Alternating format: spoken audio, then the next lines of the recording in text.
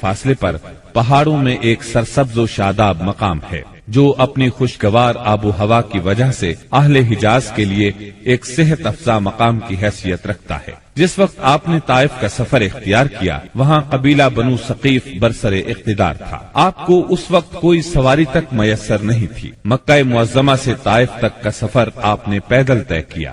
آپ کے ساتھ صرف زید بن حارثہ رضی اللہ عنہ تھے۔ راستے میں جس قبیلے سے گزر ہوتا اسے اسلام کی دعوت دیتے، لیکن کسی نے بھی دعوت قبول نہ کی۔ وہاں پہنچ کر آپ نے 10 دن قیام فرمایا۔ اس قیام کے دوران ثقیف کے 3 سرداروں کے پاس گئے جو آپس میں بھائی تھے، جن کے نام یہ ہیں عبد یعلیل، مسعود اور حبیب۔ ان کے والد کا نام عمرو بن عمیر ثقفی تھا۔ آپ نے انہیں اللہ کی اطاعت اور اسلام کی مدد کی دعوت دی۔ انہوں نے انکار کر دیا اور خوف محسوس کیا کہ کہیں ان کا نوجوان طبقہ آپ کی تبلیغ سے متاثر نہ ہو جائے۔ مجبوراً آپ کو طائف چھوڑنا پڑا۔ جب آپ وہاں سے نکلے تو ثقیف کے سرداروں نے اپنے ہاں کے لفنگوں کو آپ کے پیچھے لگا دیا۔ وہ راستے کے دونوں طرف دور تک آپ پر آوازیں کستے چلے گئے۔ انہوں نے گالیاں بھی دی اور پتھر بھی مارے۔ اس قدر پتھر مارے کہ آپ زخموں سے چور ہو گئے اور اس قدر خون نکلا۔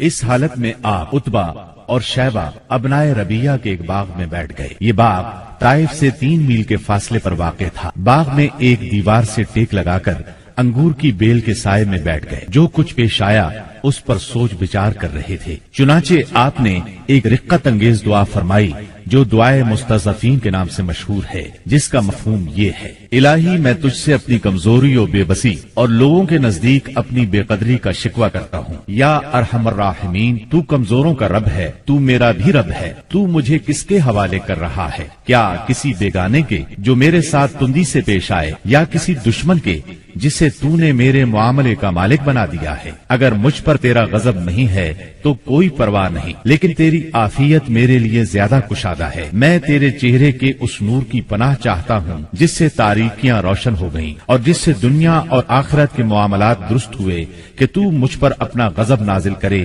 یا تیرا عتاب مجھ پر وارد ہو۔ مجھے تیری رضا مطلوب ہے، یہاں تک کہ تو خوش ہو جائے، اور تیرے بغیر کوئی زور اور طاقت نہیں۔ واپسی پر آپ بہت دل شکستہ تھے، غمگین تھے۔ جب آپ قرن المنازل کے قریب پہنچے تو محسوس ہوا آسمان پر ایک بادل سا چھایا ہوا ہے۔ نظر اٹھائی تو جبرائیل علیہ السلام سامنے تھے۔ انہوں نے کہا، آپ کی قوم نے جو جواب آپ کو دیا اللہ نے اس کو سن لیا ہے۔ اب یہ پہاڑوں کا منتظم فرشتہ اللہ نے بھیجا ہے جو آپ حکم دینا چاہیں دے سکتے ہیں۔ پھر پہاڑوں کے فرشتے نے آپ کو سلام کر کے عرض کیا،